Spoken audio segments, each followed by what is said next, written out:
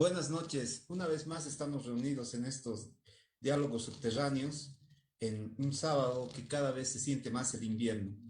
Esta noche vamos a tocar un tema que es de extremada coyuntura, un tema internacional nuevamente, pues desde esta mañana se realizan las elecciones en Chile para elegir constituyentes, gobernadores y alcaldes. Se eligen 155 constituyentes que van a redactar una nueva constitución en Chile. Se eligen 346 alcaldes y 16 gobernadores eh, regionales. Eh, para esto tenemos dos invitados, ya estamos con uno de ellos y la otra invitada se está conectando en estos momentos. Y quiero empezar este diálogo, pero antes, ya que este espacio es auspiciado por Librería Subterránea y bolivialibros.com.o, hablarles de este diccionario enciclopédico de las danzas de Bolivia. ¿Por qué les presento este libro? Porque está muy de moda hablar de las danzas después de esa ofrenda para muchos y una discusión baladí para otros por la declaratoria de Perú de la Morenada como danza eh, propia del folclore del sur peruano. La pueden adquirir en librería subterránea y aquí están absolutamente todas las danzas que nos corresponden en su estado, sean si declaradas patrimonio, si departamental, de una ciudad o todo el estado de todas las danzas en Bolivia. Lo encuentran en librería subterránea, vayan y cómprenselo, así no serán sorprendidos para saber si una danza es boliviana, es paceña, es orureña, es cochabambina, es potosina o de donde sea. Bueno, sin más, doy la bienvenida a Javier. Javier, buenas noches, un gusto tenerte aquí en estos diálogos subterráneos. El gusto es mío, muy buenas noches a todas las personas que están en sus casas escuchando. Gracias, Pavel, por la invitación y gracias a Librería Subterránea. Eh, Javier, empecemos, hagamos un poco de historia. Chile vuelve a la democracia el año 91, después de un plebiscito en 89. Si las fechas están mal, me corriges, por favor, Javier. Y de ahí se abre un periodo muy grande de manejo de la concertación. Desde el 89, que se da el plebiscito, em, sectores de izquierda empezaron a plantear como una necesidad urgente de la democracia el tema de la Asamblea Constituyente. Pero cuéntanos cómo fue este proceso a partir del 89, cómo se logra que el pasado año se vote para que ya se haga realidad esta la constituyente. A ver, en realidad es una demanda que viene de tiempo antes, ¿no? En primer lugar, decir que Chile nunca ha tenido una asamblea constituyente. Chile ha tenido a lo largo de su historia cuatro constituciones y todas nacidas de regímenes militares o antidemocráticos, sin participación de la gente. Estoy hablando desde los tiempos de la independencia, ¿no? En 200 años. La última y la actual está hecha precisamente en dictadura. Es de 1980, es decir, justo en la mitad del régimen de Pinochet. Entonces fue impuesta, te imaginarás, por los militares. Es una constitución que nace para regular lo que estaban haciendo en ese minuto en Chile y en el mundo, que era el neoliberalismo, que fue impuesto a sangre y fuego durante la dictadura de Pinochet.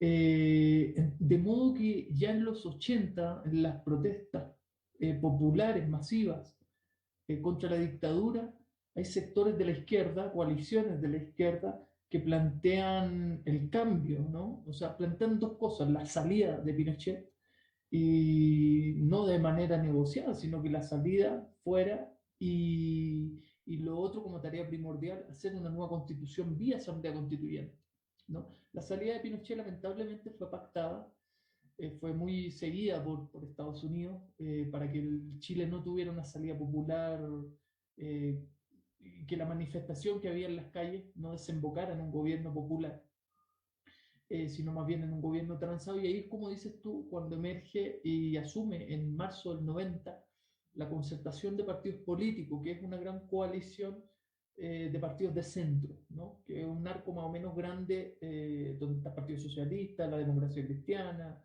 y cuyos representantes tal vez más importantes que ustedes conocerán de los últimos tiempos es Michelle Bachelet, ¿no? Ellos gobernaron 25 años. 20, no, en realidad gobernaron hasta el 2010, o sea, 20 años, ¿no? Y después sale Sebastián Piñera con Piñera 1, que nosotros llamamos, después vuelve Bachelet y después Piñera 2, ¿no? Que es el mandatario, o sea, el mandato actual de él. ¿Cómo surge esta necesidad de la constituyente? Yo creo que es algo que estaba latente, como te digo, desde esas luchas de los 80, pero que surge a partir de la protesta social, sobre todo, de que ustedes vieron el estallido de 2019, que es un estallido que se ha mantenido latente, no se ha desarticulado, es digamos, es un movimiento de masas, policlasista, polirracial, que como dice su grito, nos partió a raíz de un alza del salario del metro, pero como rápidamente los estudiantes y los trabajadores pusieron, dijeron no son 30 pesos, son 30 años, ¿no?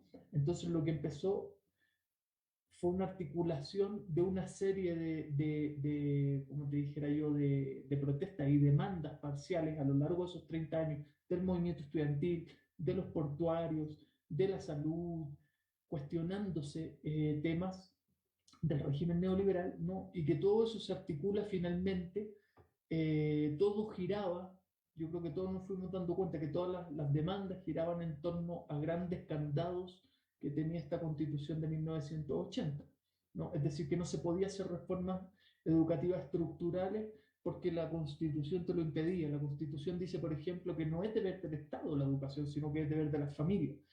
Y claro, hay familias que tienen dinero que pueden pagarle la educación a su hijo y familias que no lo tienen y por lo tanto no lo pueden pagar. No es casual que gran parte de los problemas estallaran precisamente en el ámbito, en el sector estudiantil, ¿no? Endeudado, a veces en Chile se habla del apartheid educativo, ¿no? Donde los pobres estudian en lugares con los pobres, los ricos con los ricos, donde los pobres no pueden acceder después a estudios superiores, o si acceden, o, por ejemplo, la clase media es con préstamos bancarios, con intereses que los terminas pagando 15 a 20 años. Todo eso está ahí.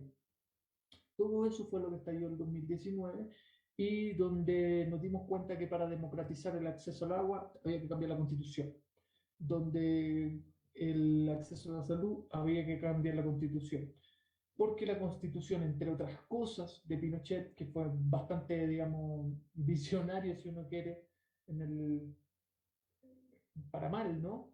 Establecía siempre que las leyes orgánicas constitucionales de Chile, si quieres tocar los temas, requerían de quórum muy elevado, de 2/3. Y la derecha siempre ha contado a lo largo de estos 30 años, desde la dictadura acá, con 1/3. Entonces, cualquier iniciativa legislativa que llevaba cualquier partido, cualquier movimiento, cualquier cosa, de inmediato te la vetaban, te la bloqueaban e impedía el avance, ¿no? Yo creo que todo eso es lo que entró en crisis, todo eso es lo que estalló y todo eso es lo que se midió en el último plebiscito del 2020, donde ganó, se le consultó al pueblo, ¿quieren o no una nueva constitución? Y el 80% dijo que sí. Javier, un poco cuéntanos porque esto, ¿no? Como tú decías, empieza a tener fuerza con lo que fue la rebelión de los pingüinos, que fue el levantamiento de los estudiantes de secundaria. ¿Cuánto ha influido desde la rebelión de los pingüinos a lo que hoy día se está votando? Hubo distintas rebeliones. Uno de los sectores más dinámicos del movimiento social en Chile en los 90, en los 2000, fueron los estudiantes y los trabajadores portuarios, así como también ciertos sectores de los trabajadores mineros. Pero sin duda influyó por varias razones. Yo creo que influyó, fue un sector muy movilizado, los estudiantes. La rebelión de los pingüinos fue el 2006, después volvieron a movilizarse el 2011, después volvieron a movilizarse el 2012 y después el 2018. O sea, es una movilización permanente en los últimos 20 años, pero que además han ido variando y radicalizando el discurso. Primero era el arancel diferenciado por un tema de precios bancarios y ahora las últimas rebeliones, desde el 2006 para acá, fueron educación pública, gratuita y de calidad. ¿Cuánto influenciaron y cuánto está presente? Yo creo que absolutamente. Primero porque corrieron los límites de lo posible del discurso y el escenario político en Chile, ¿no? Al establecer, por ejemplo, la educación como un bien común. Y eso permeó otros sectores. La gente dijo, bueno, ¿y por qué no la salud? Bueno, ¿y por qué no las pensiones? ¿Por qué tenemos que tener un sistema de FP? ¿No? O sea, no es casual que en Chile ahora, en el marco de esta crisis, se han aprobado 3 retiros de la AFP. Es el país que más ha retirado dinero, porque la gente no quiere que sus dineros estén en las transnacionales, ¿no? Las AFP chilenas funcionan igual que las bolivianas. Las bolivianas, la plata de los trabajadores la manejan los suizos y los españoles. Bueno, en Chile igual. Entonces son grandes capitales que se quedan por la plata mes a mes de todos los trabajadores. Y todo eso permeó, los estudiantes articularon, fueron capaces de articular con sectores, como te digo, portuarios, con sectores sindicales, y no es casual que llegaran, se habla en Chile de la bancada estudiantil, ¿no? Van a encontrar diputados como Camila Vallejo, como Giorgio Jackson, como Boric, como Carol Cariola, todos fueron dirigentes estudiantiles en sus minutos, ¿no? Algunos hoy día mantienen esas relaciones, otros no, pero sin duda fueron un sector dinámico los secundarios. Y un segundo elemento, yo te diría, que tiene que ver con el tema de la edad. Una nueva generación que no vivió la dictadura, no vivió la represión de esa dictadura tan sangrienta como fue la chilena durante 17 años, y le ha tocado salir a la calle hoy, enfrentar la represión de la derecha igual, que ha sido macabra, con lo que han visto, con muertes, con gente que ha tenido traumas oculares, ha perdido la vista, en fin, pero que están dispuestos, hay una disposición a cambiar las cosas, porque se construyó un país sumamente injusto, ¿no? Sumamente injusto, donde una minoría goza de todos los privilegios y la inmensa mayoría está excluida. Es el país más desigual, probablemente con México o con Brasil, los países más desiguales de América Latina. Eh, Aquí surge inmediatamente la pregunta. La concertación, donde tenía mucha presencia del Partido Socialista, había la democracia cristiana, muchos, el 91, el 90, el 91 decían que esta era la prolongación de la Unidad Popular de Allende, que ganó las elecciones el 70. ¿Por qué nunca la concertación en 20 años sumados y restados 24 años prácticamente de gobierno no se atrevió a llamar o a cambiar la constitución? Y quiero que me aclares un punto más. Había ya senadores elegidos, o sea, senadores permanentes designados, creo que por las Fuerzas Armadas. Aclárame eso, por favor. Sí, a ver, varias cosas. Esto es más larguito porque la verdad que, claro, el Partido Socialista lo integra la Concertación, que es una coalición que nace a mediados de los 80 para esta transición democrática, pero también no es el partido, digamos, de Allende. El Partido Socialista en esos 17 años sufre muchas decisiones y pasa a encabezar los sectores abiertamente socialdemócratas, ¿no? Que están hasta el día de hoy. Es decir, ya no tenían los mismos ideales en 90 que en el año 70. La democracia cristiana, por otra parte, nunca formó parte del gobierno Allende, al contrario, fueron oposición, y no solo oposición, una oposición golpista abiertamente, participaron del golpe y aplaudieron el ascenso de Pinochet. Después fueron oposición durante la dictadura, pero ellos facilitan, digamos, el acceso de los militares al poder. Eh, y respecto, entonces te va a encontrar una coalición que surge, digamos, irrumpe y gana el año 90 y asume los gobiernos bajo ciertos pactos, ¿no? Y uno de los pactos, o dos, tres grandes pactos, podríamos decir. Uno es no tocar los pilares del neoliberalismo. Dos, no tocar la Constitución. Y tres, aislar completamente a los sectores de izquierda, ¿no? O sea, en democracia Chile sufrió, los sectores de izquierda chilenos sufrieron, sobre todo toda la década del 90, precisamente persecuciones, represiones y desarticulaciones de todos sus movimientos, ¿no? O sea, hubo oficinas de la inteligencia del gobierno de la Concertación que se dedicaron a eso. Hay muchos muertos en democracia en Chile. Dirigentes estudiantiles, mapuches, dirigentes sindicales, dirigentes de izquierda y leyes especiales también, ¿no? Leyes antiterroristas. Hasta el día de hoy tenemos presos políticos mapuches, presos políticos no mapuches, pero gente que está cumpliendo condenas 30 años, ¿no? Desde los años 90, 30, 40 años de prisión. Ese es el panorama más o menos que está. Ahora, ¿por qué no cambian la constitución? Yo creo que era parte de un pacto. Era parte de un pacto de administrar el modelo económico que venía desde la dictadura, ¿no? Y a partir de eso, un excedente económico que quedaba de la economía, reinvertirlo a través de bonos, que en Chile se reparten desde los años 90, ¿no? Y gotear un poco la política del chorreo, ¿no? Pero sin tocar los pilares fundamentales de la estructura económica y las relaciones de producción en Chile. Y efectivamente, como dices tú, durante toda la década del 90 y comienzo de los 2000, algo que se cambió, fueron cambiando algunas cosas, ¿no? Y algo que se cambió y que existía eran los senadores designados, que no solo eran los militares, sino que eran los expresidentes. Y claro, se consideraba expresidente a Pinochet, y Pinochet fue uno de los senadores designados. Pero eso ya no existe. Eso fue cambiado y los senadores, los diputados, los parlamentarios se escogen en Chile, ¿no? Algo que también llama la atención, la concertación cambió de nombre para la anterior elección, se empezó a llamar Nueva Mayoría, eh, y por primera vez incluyó al Partido Comunista. ¿Por qué el Partido Comunista, siendo, según muchos, junto con la democracia cristiana y el Partido Socialista, uno de los más grandes de Chile, por qué siempre fue restringido en su participación parlamentaria? Como te digo, era como parte del pacto. El Partido Comunista nació como un partido desde 1912 y nació como un partido incluido al establishment, ¿ya? Ellos tuvieron diputados, senadores desde aquella época y lograron tener coaliciones donde, como en pocos países de América Latina, probablemente Chile sea el único, ¿no? Donde un partido comunista es capaz de liderar una coalición dos veces y sacar su presidente, ¿no? Como Pedro Aguirre Cerda el 38 y Salvador Allende el 70.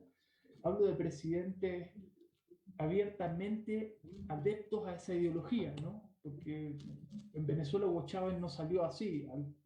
A mitad del mandato dijo que era socialista y declaró el carácter de la socialista de Venezuela.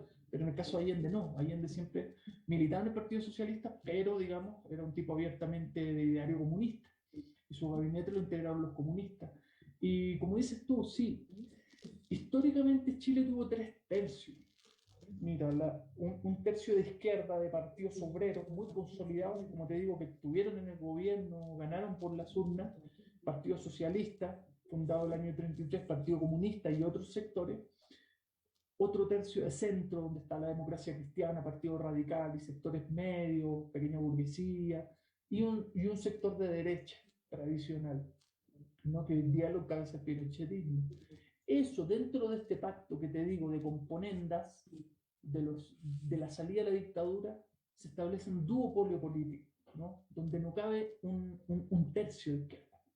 Entonces excluyen al Partido Comunista, queda esta concertación renovada socialdemócrata y la derecha, que eso es algo que hizo crisis también en el sistema, ¿no? Porque la gente no veía expresión, veía un duopolio, veía que se podía presentar el Partido Comunista en la elección pero sacar el 3%, ¿no?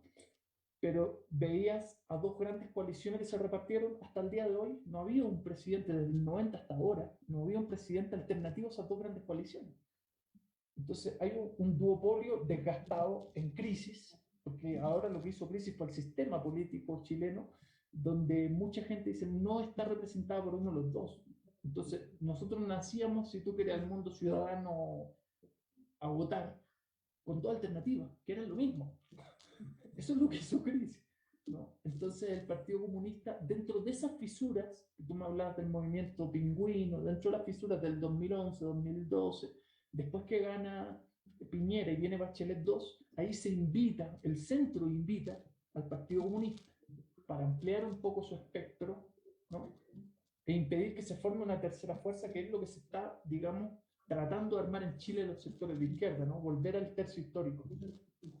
Muchos sectores lo que plantean es que volvamos. Tenemos un tercio de la derecha, tenemos un tercio centro, y lo que nos queda no es aliarnos al centro, sino que conformar el tercio histórico que sacó a Salvador Allende, que sacó, o sea, en ese sentido, si tú quieres, desde algunos sectores de la izquierda, un reproche al Partido Comunista por incluirse al centro y no por irse más a la izquierda y buscar alianzas y articular un polo para disputar poder.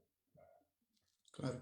Y eso se ve ya en la resistencia al pinochetismo, con la creación del Frente Patriótico Manuel Rodríguez, que algunos lo acusaban o lo tildaban como brazo armado del Partido Comunista de Chile, pero después el Frente Patriótico tomó vida propia porque ellos decían que no bastaba con llegar a la democracia y formar una concertación, sino ir más allá, ¿no? Y eso creo que es el génesis de esta izquierda que no está, digamos, dentro del establishment político chileno.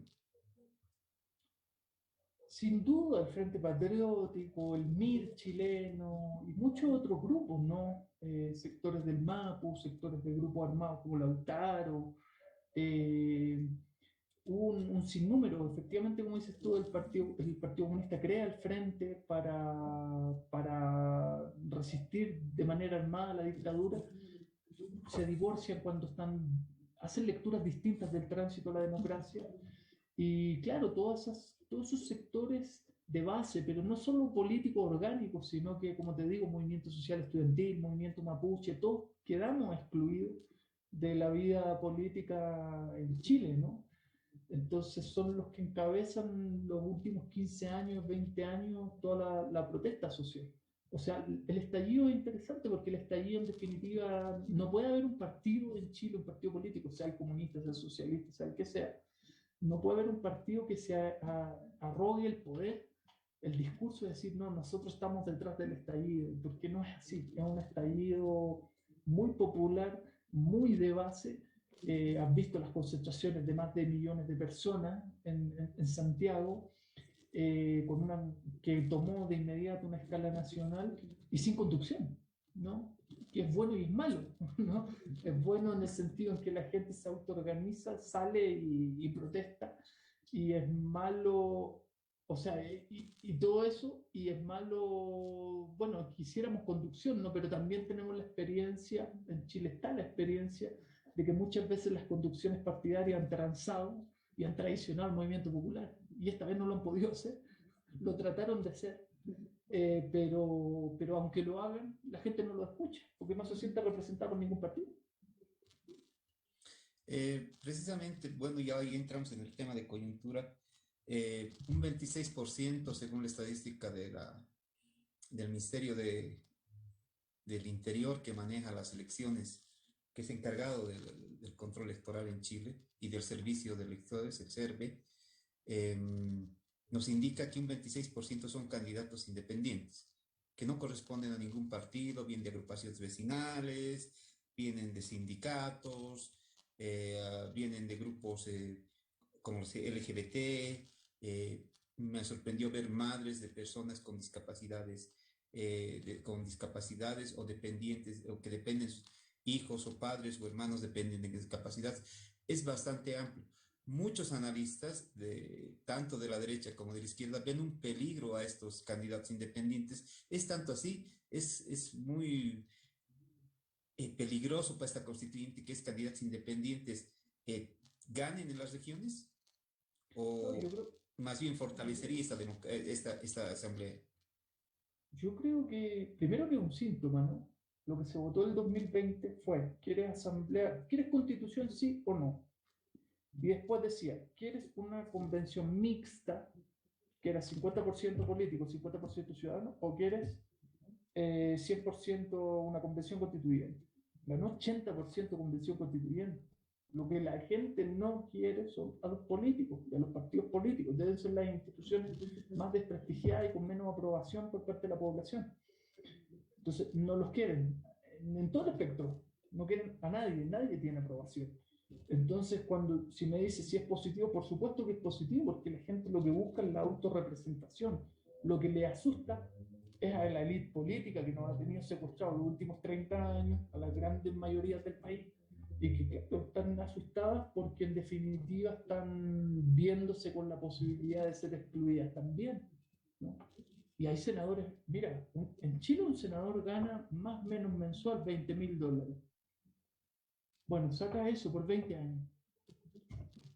De pronto ganó millones de dólares, por supuesto que ve un peligro que entre otra persona.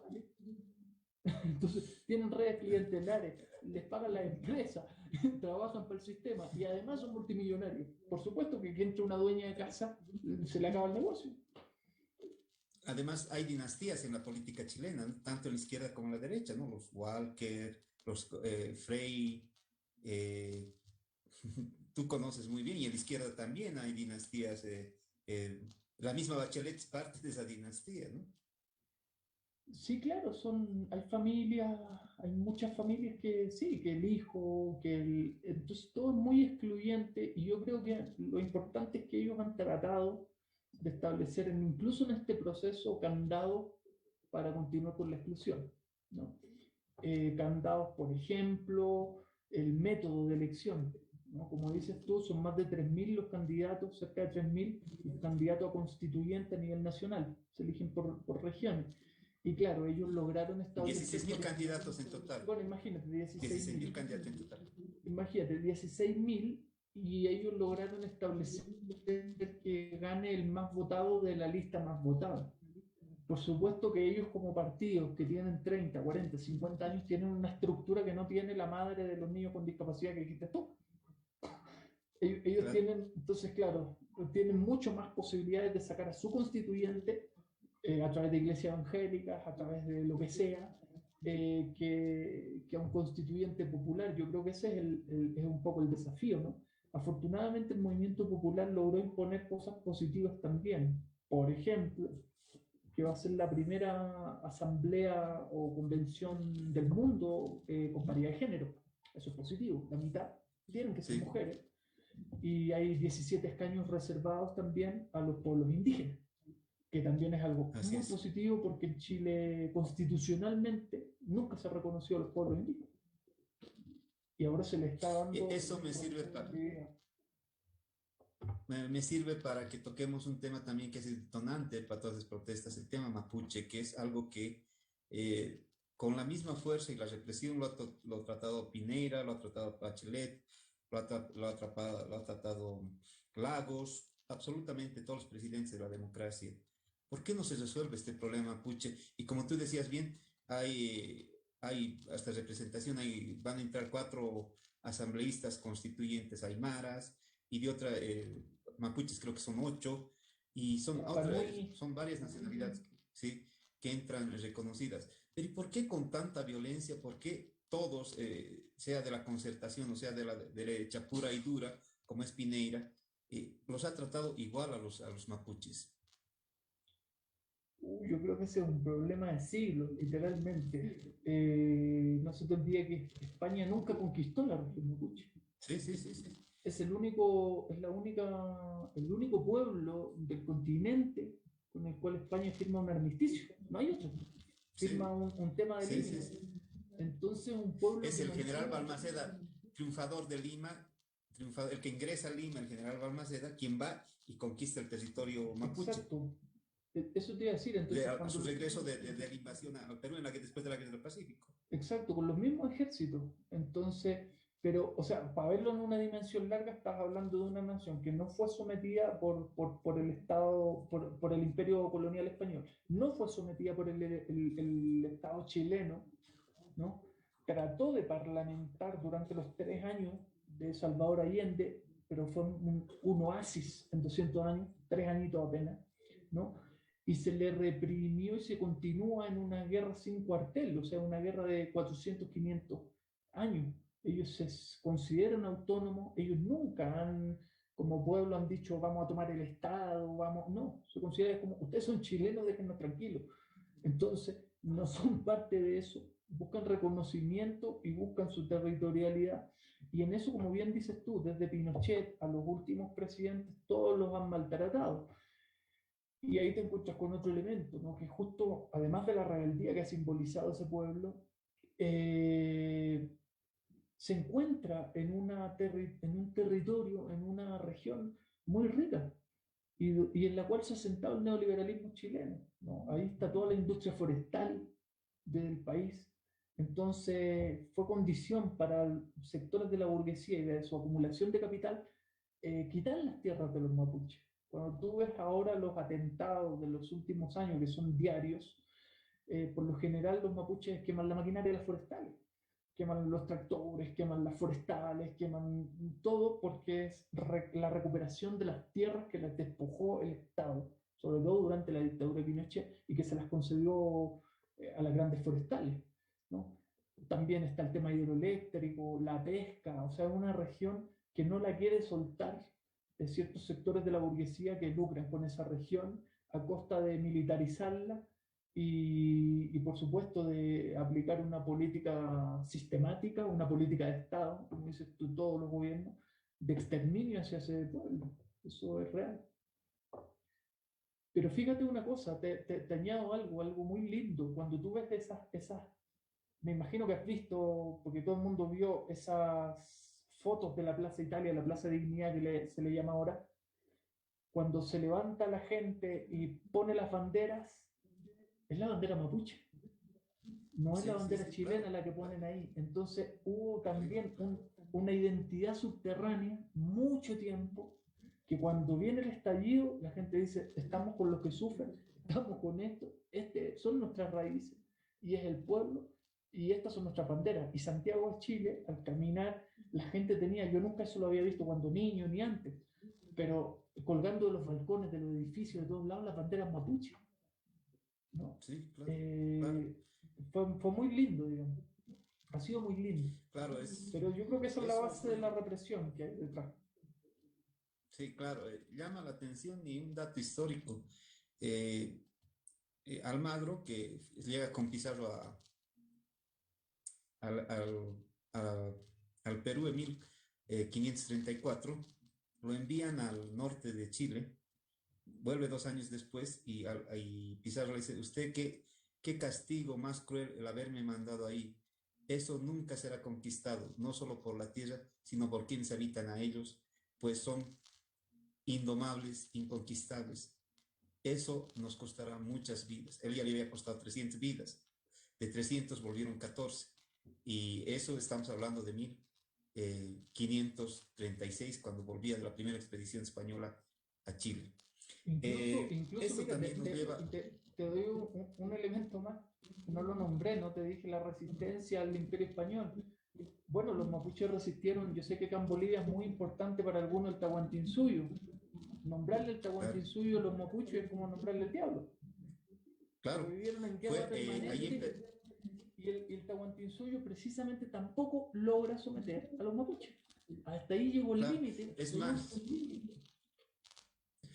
más, los aymaras que eran perseguidos por el imperio incaico, vale decir, por los quechuas, huían al norte de Chile y tenían pequeños asentamientos que eran protegidos por los mapuches. Eso también está escrito, o sea, la raíz aymara en el norte de Chile es mucho más antes de las migraciones masivas que empezaron a ver a Chile a partir de los años 70 desde Bolivia.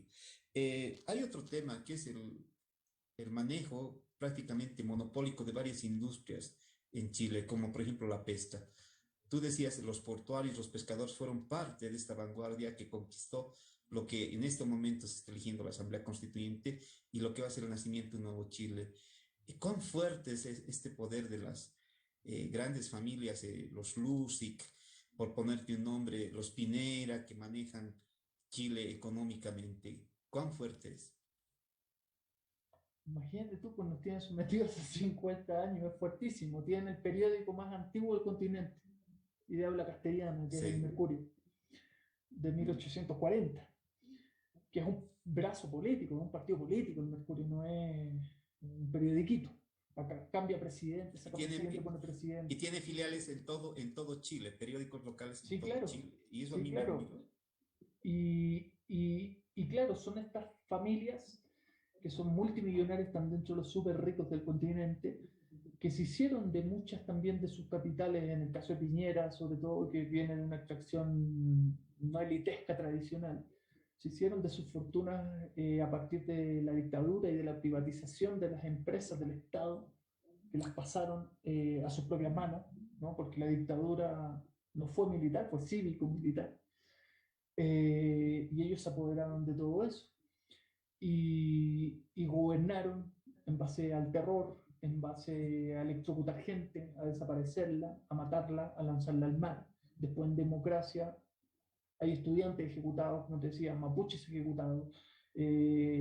O sea, una democracia sumamente excluyente, represiva, donde ellos seguían ejerciendo, donde hasta el día de hoy no tienen ningún pudor en sacarle los ojos a las personas, porque eso es lo que está pasando en Chile. 500 personas sin ojos, niños de 18 años que le vuelan los ojos, los dejan ciegos de por vida. Es el poder que tienen, ¿no? Y que jamás los va a haber condenados en organismos internacionales. No hay un Consejo de Seguridad que diga que la clase política chilena es como con Colombia, ¿no? Pueden matar y matar y parece que no ocurre nada. Y lo que me dices tú, ¿cuál es el poder? Bueno, se sintieron muy poderosos porque lo han sido y, entre otras cosas, lo que decías tú, lotearon el mar. Por ejemplo, lo repartieron, lo concesionaron a perpetuidad. No a 10 años ni 20, a perpetuidad. Entre 7 empresas pesqueras, de las cuales ellos son los mismos dueños. Lo hicieron senadores que son accionistas de esa empresa. O sea, todo eso fue lo que estalló, ¿me entiendes? Ya es algo grotesco, ¿no? Donde ese 10% rico se lleva el 80% de la producción y de las utilidades del país. Y el resto tenemos pensiones, estamos sujetos a pensiones miserables, a una mala educación. O sea, todo eso es lo que estalló. El poder de ellos grande, yo creo que ese es el desafío que está ahora. Hubo susto, tienen miedo. Lo que se vivió en Chile del 2019 hasta ahora, mira, en cualquier libro de historia, si uno quisiera, los teóricos del marxismo a eso lo hubieran llamado una situación pre-revolucionaria. Lo que hay en Chile no es un estallido. No es un estallido, porque un estallido puede ser un día, 2 días, una semana, 15 días, no 2 años. Lo que se está viviendo en Chile es otra cosa, ¿no? Y ellos lo entienden. Y por eso participan, tratan de ganar y están tratando de cooptar en las reglas del juego de ella, además, que son las mejores, ¿no? Que es esta legalidad, que son estas salidas, se supone, legales, que son todo ese tipo de pactos en los cuales te pueden engañar, ¿no? Yo creo que ese es el desafío del movimiento popular, no dejar la calle y tratar de disputar esos espacios. Pero hay temor porque lo que se vio en Chile se había visto pocas veces, ¿no? Chile siempre ha sido un país muy violento, de estallidos muy radicales, de muchas masacres, pero a veces muy focalizadas. Lo del 2019 hasta ahora es a escala nacional. Entonces, hay temor también de ellos, ¿no? De que se les pasó la mano, ¿no? Alguien por ahí dijo, Chile es la Corea del Norte del neoliberalismo. Esto ya se fue para el otro lado. Claro. Aquí también hay cosas muy importantes que ven en esta Asamblea Constituyente.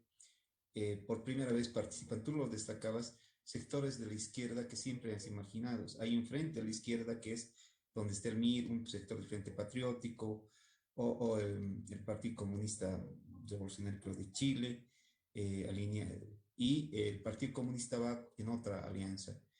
¿Qué está pasando con la izquierda chilena? Se está recreando, se está refundando, está creando nuevos movimientos.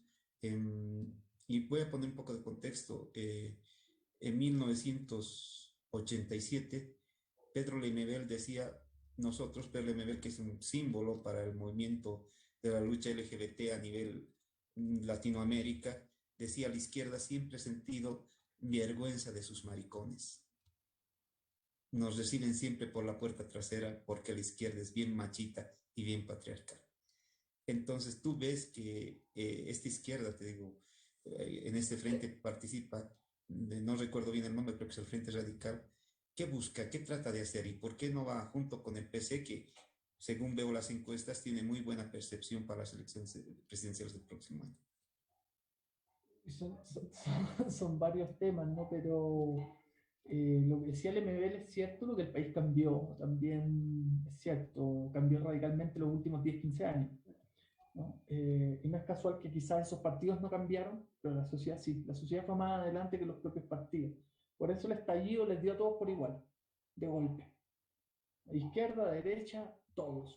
Vieron a la gente en las calles, de pronto quemando todo. El metro, que era el orgullo del país, lo quemaron todo, 40 estaciones. Entonces, ya nada importaba, ¿no? Ahora, ¿qué pasa con eso? Yo creo que se está en un proceso desde hace unos 10 años de recuperar confianza.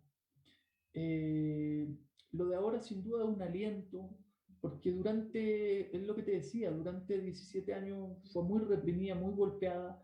De pronto los que más lucharon por la salida fueron todos marginados, porque la concertación se acomodó y la socialdemocracia se acomodó, y de pronto todos los que lucharon, dieron su vida, todo en la década de los 80 contra Pinochet, quedaron todos fuera. Y se dieron cuenta no solo de que quedaron fuera, sino que por todo lo que lucharon no era el país que se construyó después, ¿no? No era el neoliberalismo por lo que lucharon. Entonces, eh, hubo un repliegue muy grande, suma al contexto obviamente mundial de la caída del socialismo y todo, hubo un repliegue muy grande, una desarticulación, divisiones, erosión de partidos, y durante casi 15 años, desde la década del 90 hasta el 2005, los de izquierda nos aglutinamos en lo que llamábamos colectivos, ya no creíamos en los partidos. Entonces nos aglutinamos en colectivos, colectivos de 10 personas, colectivos en torno a solidaridad con algo, colectivo en solidaridad con los mapuches, colectivo por el agua, colectivo así. Y eso fue cambiando después del movimiento estudiantil, donde se fueron estableciendo ciertas alianzas y se empezó a cuestionar, ¿no? De por qué no disputar lo político, y para eso necesitabas instrumentos, y volvió a revitalizarse movimientos, partidos, surgió un Frente Amplio que fue muy importante en su origen en el 2014 más o menos, que surge el Frente Amplio con unos cuantos movimientos, unos que venían del movimiento estudiantil, otros anarquistas. Entonces, yo creo que estamos en un proceso de reconstrucción, en un proceso de reconocimiento, de confianza. Hay claridad de que hay que emplear una alianza, como te decía, reconstruir ese tercio, de que no tiene que ser con la nueva mayoría, no tiene que ser con la derecha, por supuesto, sino que algo autónomo. Y ahí te digo, el Partido Comunista, yo creo que el Partido Comunista, todas las fuerzas en Chile entienden que cualquier coalición futura, cualquier gobierno, cualquier lo que sea de izquierda, tiene que estar con el Partido Comunista. El tema no es si yo estoy con el Partido Comunista, el tema es que el Partido Comunista optó, a partir de sus lecturas políticas, de irse con los partidos del centro y no irse con la izquierda. ¿Aquí qué papel juega el MEO, el Manuel Enríquez Ominami? Marco Enrique fue una alternativa, fue un candidato que en todo esto, bueno, él le dijo a Miguel Enrique, ¿no? Del fundador, dirigente del El MIR, MIR. chileno. Y es una persona que en el medio, como te digo, de toda esta confusión, de toda esta desesperanza de los años 2000, de gritos aislados, de todo esto, pero que ya se empezaba a tantear con el movimiento estudiantil y con otras movilizaciones. Hubo una movilización de pescadores en el sur del 2008-2009, muy violenta, en Aysén. Y hubo otra también de un pueblito que se llamaba Freirina. Fíjate cómo parecen casos aislados, pero van sumándose. Un, al que le instalaron una fábrica procesadora de cerdo, y todo el pueblo hedía a mierda de cerdo, y ese pueblo se levantó hasta que se cerró la fábrica. O sea, empezó a ver cosas, ¿no? El pueblo decía, bueno, somos pobres y nos ponen la fábrica, ¿por qué no se la ponen en el Parlamento? Entonces empezó a ver una serie de cosas, de parciales muy concretas, y a cuestionamiento de ese sistema. Ahí surge Marco, ¿no? Que es un cineasta graduado de filosofía de la Universidad de Chile, se presenta presidente, y claro, en esto que te digo yo, que había un duopolio, de pronto surge una persona muy inteligente, muy deslenguado, muy a hablar directo y venir a decirte las cosas así, esto, y los chicos, y los estudiantes, va, bueno, y sacó un 20%. Y en las elecciones siguientes sacó un 10% y fue cayendo, ¿no? Nuevamente volvemos al cuestionamiento, que es lo que le está pasando al Frente Amplio hoy, ¿no? Al cuestionamiento, porque Marco empezó también a entender la política desde arriba, desde esa clase política. Hoy día es probable incluso que se está viendo si es candidato por el centro, por la concertación, o precandidato. Están tratando de negociar. Pero Marco, yo creo que en algún minuto representó la esperanza para muchos, y la esperanza en el sentido en que ojalá se venga a las bases, ojalá articule con estudiantes, ojalá articule con portuarios, ojalá con pobladores, pero él prefirió el camino de la alta política, a la que se va mucho, y yo te diría que hoy en día no tiene peso, no es una persona gravitante, no lo creo, sí como un opinador, pero como político no lo veo una alternativa. Eh, ¿Cómo saldrá la constituyente? Lo vamos a ver mañana en la noche, 2 días de votación en Chile. Pero también se empieza a hablar de que en estas elecciones, que también se eligen alcaldes y se eligen gobernadores de las regiones, ya se juega las elecciones del próximo año a presidente. Eh, Hay una figura que aparece en las encuestas con mucha fuerza, pero, y eso quiero que me expliques. Muchos dicen que fue comunista, otros dicen que no, y que fue conocida por ser una entrevistadora de espectáculos en varios canales en Chile. Me refiero a Pamela Giles, que según las últimas dos encuestas de opinión, publica una auspiciada por La Tercera, por el periódico La Tercera, todo el grupo de La Tercera, em, y por otro grupo independiente de encuestas, le dan como si en este día fueran las elecciones, como la ganadora de las elecciones, la presidenta de Chile, por el Partido Comunista. ¿Quién es y qué busca Patricia Pamela Giles? Creo que ese es el enigma.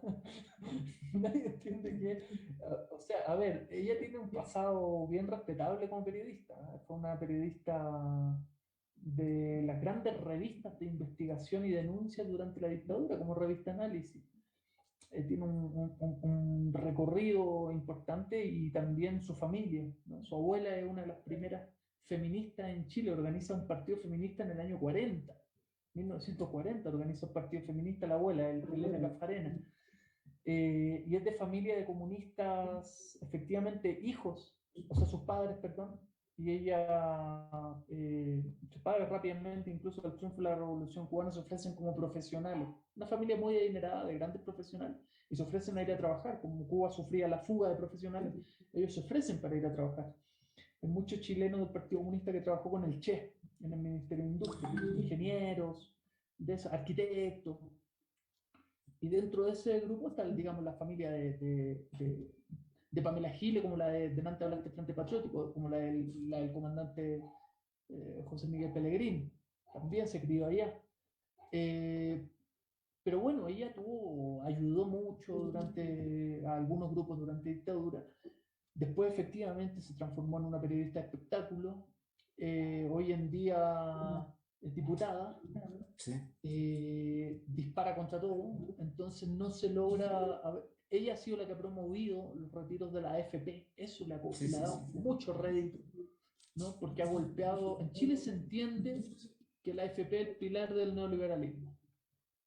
Tú golpeas la AFP y estás golpeando una de las bases. Lo primero que creó el neoliberalismo fue la AFP, quedarse con el capital. ¿Qué más rentable que quedarse mes a mes con toda la plata de los trabajadores? Y la puedes invertir. Lo vivimos en Bolivia, lo vivimos en Bolivia y no cambia. Claro, pero acá no se cuestiona mucho. No se cuestiona lo de la AFP, o sea, por lo menos masivamente, ¿no? En Chile sí es uno de los puntos neurálgicos. De hecho, va a ser uno de los puntos de disputa en la nueva constitución, el sistema previsional.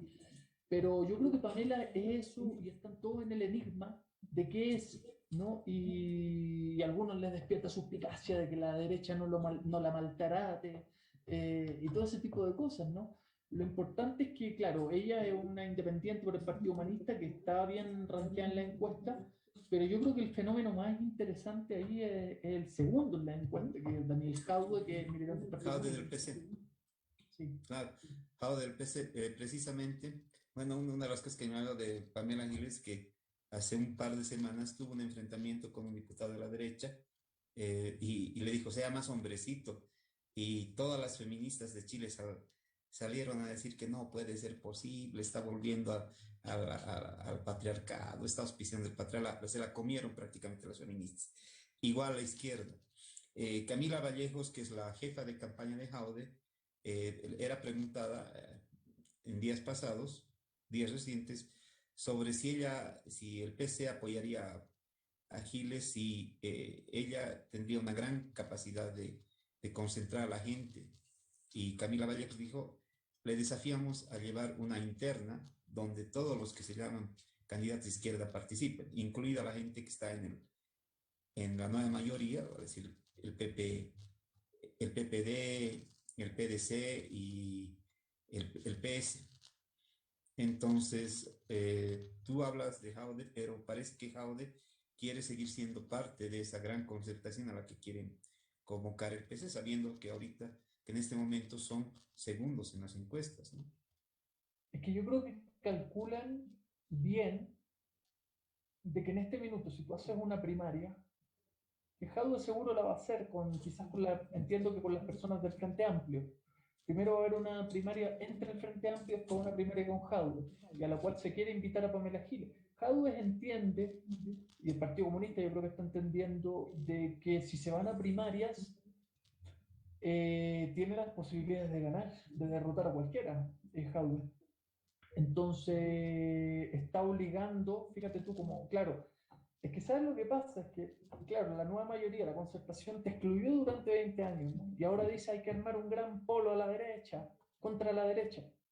O sea, ahora llaman a la unidad, después del estallido social, después de todo lo que hay, porque no tienen otra salida que buscar un marco más amplio. Y en esa unidad, claro, Jadwe está diciendo, perfecto, vamos, yo voy a ir como candidato, vámonos a primaria. Y por supuesto que le dicen que no, porque sabe que pierden. Ese yo creo que es el gran dilema de la nueva mayoría, ¿no? Y en Chile también se entiende, fíjate que tampoco hay que ver el bloque del centro como un todo, ¿no? Hay gente del Partido Socialista que es allendista, tiene sus raíces allendistas. Hay gente de la democracia cristiana que viene de un humanismo cristiano sincero, gente de base, ¿no? No los dirigentes. O sea, se entiende que un polo, un gobierno progresista, como trató de hacer Allende, tienen que incluir a sectores del Partido Socialista, ese no es el problema, incluso cuando uno hace actividad política, estudiantil o lo que sea, cuando uno hacía, tenías mucha afinidad con militantes de otros partidos, ese no era el problema, a nivel dirigencial ninguna, pero a nivel, tú sabes que hay afinidad y lo que Jadwe o el PC u otros sectores de la izquierda tratarían es cómo nos vamos ampliando un polo para ganar, eh, y que puede tener, digamos, eficazmente, o sea, puede tener viabilidad. O sea, lo tuvo en otros periodos en Chile. Y, y la pregunta yo creo que en este minuto hay que hacerse si el sistema da políticos chilenos, la burguesía, para que salga un presidente comunista como Jadwe. O Pamela Giles. A Giles yo la veo muy difícil, la verdad, porque no tiene estructuras detrás, no tiene grandes alianzas, no tiene partidos, no tiene el voto ciudadano enrabiado, pero me cuesta creer, digamos, que llegue hasta el minuto ni siquiera ha juntado la firma para inscribirse. Pero bueno, no le va a costar mucho porque su partido los tiene.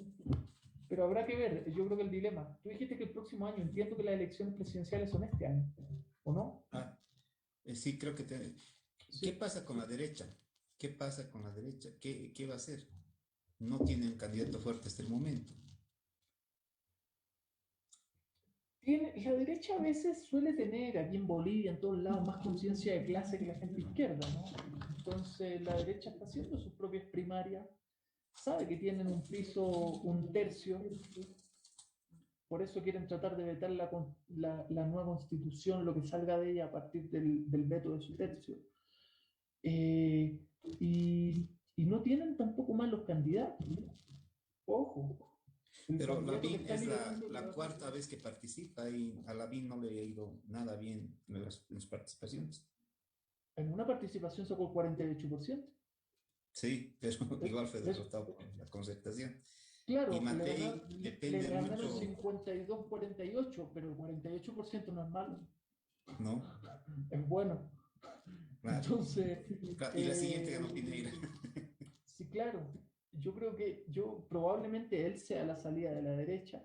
Y el tema es que la derecha, como te digo, tiene mayor capacidad de unidad, ¿no? O sea, a veces la izquierda o el progresismo o lo antiderecha va con 8 candidatos y la derecha va con uno. Entonces tienen probabilidades siempre, ¿no? Y tienen un voto duro de un 30% que no es menor.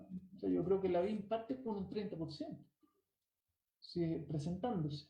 Entonces le queda sumar un 21%, pero no lo veo descartado. ¿Sabes lo que pasa? Que el estallido social, como te digo, ha cuestionado todo, pero en la medida en que no tengamos referentes que salgan desde esas mismas luchas, La clase política china es tan sinvergüenza que va a presentar a los mismos de aquí a 6 meses. Va a presentar a Lavín y va a presentar a alguien de la nueva mayoría. Y de nuevo la gente en diciembre va a tener por quién vota. ¿Por el de derecha o por el de centro derecha? Pero esta después de tener una opción de izquierda. Decían muchos que la elección en Santiago, para la gobernación de Santiago, se define mucho para la elección presidencial, porque Matei, que es la directa contendora de Lavín por la candidatura de la derecha, si gana la alcaldía de Las Condes, sería prácticamente una rival declarada para Lavín. Mientras que si gana el abuelo en Santiago, en la gobernación de Santiago, sería una muestra de la capacidad que tiene Pamela Giles para poder llegar a la moneda eh, para la próxima periodo presidencial. ¿Tú crees que es tanto así? Yo creo que no es tanto así. Creo que se siguen haciendo cálculos a nivel de superestructuras políticas y élites políticas. Y la gente no cree eso. Por la gente le dijo hace un año, hace menos de un año, hace 6 meses, le dijimos, voté 80% no a Matei, no a Lavín, no a los diputados del Congreso. 80-20. Dijimos, no a los políticos, no participen. Fuera, váyanse. Fue 8-2 en términos futbolísticos. No fue Sí, 4-3, fue 8-2. No lo quieren entender.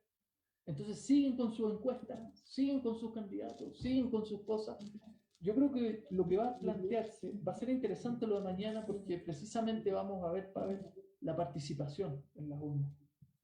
Y en base a los resultados de si salieron o no independientes o si salen políticos tránsfugas o lo que sea, se va a establecer otra agenda de movilización social. O sea, yo creo que eso es lo que se está midiendo, más allá de si la vino o no, lo que se está midiendo entre hoy y mañana es el termómetro de calle. ¿Para dónde va? ¿Para dónde va a ir? ¿No? Yo creo que van a haber apuestas, obviamente, a sectores como te decía, de Daniel Jadwe, de otros, pero lo de Chile es tan profundo, es tan de raíz. El problema mapuche, lo que estamos hablando, son 500 años. El problema de la desigualdad, digamos, del apartheid, del mestizo, son 200 años. El problema de la represión son 200 años. O sea, lo que explotó en 2019 no son problemas de 5 o 10 años ni que si gana la vida. O sea, gane el que gane. Esto no explotó porque ganó Piñera. Le tocó a Piñera. Le podría haber tocado a Bachelet. Tuvo suerte Bachelet si tú quieres y mala suerte Piñera. Pero el que gane se va a tener que enfrentar a un movimiento social más profundo si no solucionan los problemas. Más radical. Ya no van a quemar 40 estaciones de metro, lo van a quemar completo. De hecho, es el grito. La gente dice, ya no vamos a marchar por la moneda, ni vamos a pelear en Plaza de Dignidad. Vamos a ir a quemar la moneda. Porque ya no escuchan de ninguna forma a esta gente. Yo creo que es muy profundo. Entonces, claro, por mucha discusión que se diga, si Lavín, si Matei, si la nueva mayoría, que has visto, tú veo que viste la encuesta, los de la nueva mayoría que tienen 7% de aprobación, sí, 8%. sí, sí. Perfecto, ganen en diciembre. ¿Qué va a pasar? Claro, Toda la gente lo odia. claro, sus dos candidatos, Heraldo Muñoz e Insulza, de la nueva mayoría, no llegan ni al 4% ni al 5%, ninguno de los dos. Y son responsables de todo esto. La gente está consciente de que tanto Insulza como Lavín, como Matei, como todos, son ellos Lo mismo. los que nos dieron, no, pero ellos los que nos dieron ellos son los que legislaron la FP, ellos son los que legislaron la mala educación, la salud, ellos son los que nos vendieron el país. Entonces ahora viene el Insulza a decir, no, hay que buscar una salida social. Si gobernaste 20 años.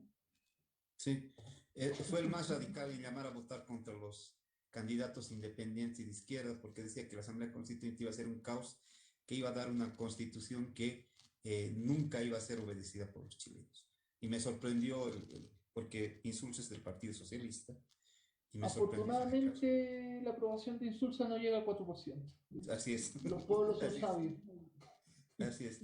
Igual que la de Gerardo Muñoz, que se lanzó contra los candidatos que él llama de ultraizquierda, que podían por erosionar, dividir, la famosa palabra que a veces da venezolanizar Chile, que es como lo utilizan en Chile, lo están utilizando también ahorita, en este momento en el Perú y también lo están utilizando en Colombia.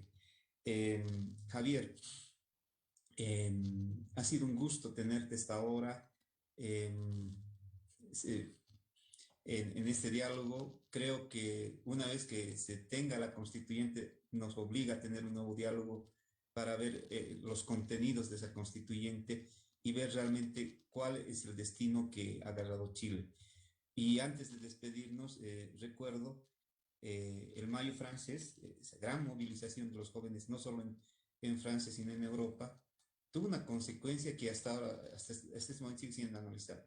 Marchaban contra el establishment, contra el Estado francés, contra De Gaulle, contra todo, contra el colonialismo francés que todavía estaba actuando en algunas partes del África, pero sorprendió que al año siguiente hubo elecciones generales y cuando creían que el Partido Comunista iba a arrasar, el Partido Comunista de Francia, un partido poderoso, eh, volvió a ganar la derecha golista de una manera prácticamente arrasadora.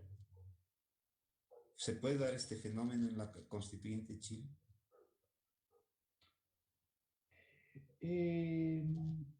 Se puede dar, yo creo. Yo creo que vamos a tener que ver cuánta gente participa. Sería un éxito si participa el 50-55% del electorado, como el plebiscito del año pasado. Y claro, porque los momentos de polarización social tú sabes que tienen salida, no tienen salida a medias tintas, o tienen salida progresista con un horizonte radical, o tienen salidas reaccionarias. Pero Chile es un país que está sumamente polarizado en este minuto. En la última elección presidencial, un candidato pinochetista de extrema derecha como José Antonio Caz sacó casi el 20%. Entonces, ¿puede haber una salida de ese tipo? Por supuesto que siempre está el peligro de que la pueda haber, ¿no? Pero yo creo que como pocas veces en la historia reciente de nuestro país, tenemos un pueblo tan consciente de lo que está pasando, ¿no? Un pueblo, y ahí está el desafío de cómo organizarse, y a veces no se sabe cómo organizarse, porque no está eso en la memoria reciente, pero hay conciencia de la explotación y de que queremos cambiar todo lo mal hecho, ¿no? Fíjate tú que el grito central y lo que están los rayados en Chile son dos, ¿no? Y los dos se articulan muy bien. Uno dice hasta que valga la pena, y otro dice hasta que la dignidad se haga costumbre. Y lo que se lucha no es casual que la plaza, la misma gente la haya rebautizado como Plaza Dignidad. Y lo que se está luchando ahora es por esa dignidad, y esa dignidad incluye, como decías tú, a los LGBT, incluye que Chile se declare un Estado plurinacional en la nueva Constitución, incluye disputar el sentido común en torno a los bienes comunes como el cobre, como el litio, como las aguas. Yo creo que como las pensiones, de que nuestros abuelos tengan pensiones dignas, de que se puedan jubilar y puedan jubilarse dignamente, ¿no? Por haber trabajado toda la vida. Yo creo que todo eso es lo que está en juego, y veo un pueblo súper lindo en el sentido súper claro, intuitivo, con una gran herencia de lucha. No se te olvide, tú nombraste a Allende, pero está Enrique, está Luis Emilio Recabarre, uno de los primeros comunistas de este continente. Tenemos todo eso para atrás, toda esa herencia, las luchas mapuche.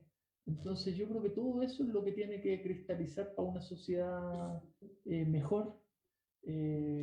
Y creo que están tocando, ¿ah? Y yo creo, eso lo entiende muy bien la derecha. Se está tocando los puntos neurálgicos del neoliberalismo en Chile, en la denuncia. ¿Cómo se lo hace? Ese es el desafío. Ese es el desafío, ¿no? Si institucionalmente, si con esta constituyente, ese es el gran desafío. Pero yo creo que sí, hay que analizar los resultados, hay que analizar la constituyente. ¿Y qué va a pasar? Pues, un nuevo encuentro. Ojalá que Daniela en la próxima se sume. Me imagino que ahora a lo mejor está viendo el tema de las urnas, ella es candidata. Sí. Y espero que en la próxima ella esté, porque es mujer candidata, mapuche, o sea, fíjate tú que ella, como que es la síntesis de todo lo que hemos hablado, ¿no? De lo que se trata de presentar como país.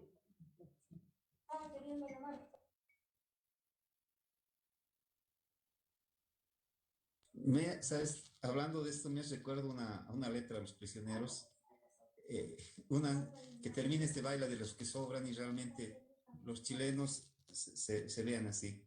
Y aparte, yo creo que en nuestro próximo encuentro trataremos el Perú, Castillo, Fujimori, porque la historia de Perú, Bolivia y Chile políticamente va a depender mucho de esta votación en Perú, aunque mucha gente no lo crea. Mucha gente no lo cree. Hasta ha habido, ha habido acciones de sectores bastante reaccionarios en el Perú, indicando que si ganaba Castillo, iban a pedir el golpe a los militares porque Castillo tenía una alianza con comunistas chilenos y demás cosas, ¿no? Eh, Sacan imágenes con, por ejemplo, de 12 ciudadanos chilenos que eran parte de la cúpula del MRTA, indicando, y un ciudadano chileno también que era parte de Sendero Luminoso, indicando que esa alianza se iba a hacer. Entonces, estamos viviendo una reconformación, por lo menos de la región de estos tres países, que hoy se juega en Chile y dentro de 3 semanas se juega en el Perú. Entonces, creo que tenemos que tener una charla bastante interesante sobre lo que pase hoy y mañana en Chile y el 6 de junio en el Perú. Javier, como siempre es un gusto. La mayoría de estas charlas son en vivo y en directo, pero hoy lo hacemos por el Zoom. Gracias y te estaremos invitando y como diría Pablo Neruda, creo que es hora de los pueblos, ¿no? Y muchas gracias a ustedes y claro, hay que seguir con estos diálogos, hace falta, y como dices tú, los pueblos en plural, no hace falta la hermandad y de conocernos mutuamente, chilenos, peruanos, tú citaste ahí chilenos que estuvieron en el MRTA, otros en Sendero, otros estuvieron aquí, y hace falta esas unidades, a veces tenemos esos antecedentes de espacios de unión de nuestros pueblos a comienzos del siglo XX, a mediados del siglo XX, y hace falta volver a articularlos, ¿no? Finalmente tenemos más o menos al mismo explotador encima y al mismo imperialismo encima y a los mismos que nos quieren joder encima. Gracias, muy agradecido y recordarles a todas las personas que Librería Subterránea está ofreciendo el Diccionario Enciclopédico de Música y Danzas Tradicionales Folclóricas Bolivianas, Historia, Etnomusicología y Folclore, de Ramiro Gutiérrez Condori y Edwin Iván Gutiérrez Condori. ¿Para qué? Para que no nos digan que la morenada es peruana o que la cuyahuada es brasilera. Léanlo, ténganlo presente y vénganse por Librería Subterránea que les ofrecemos.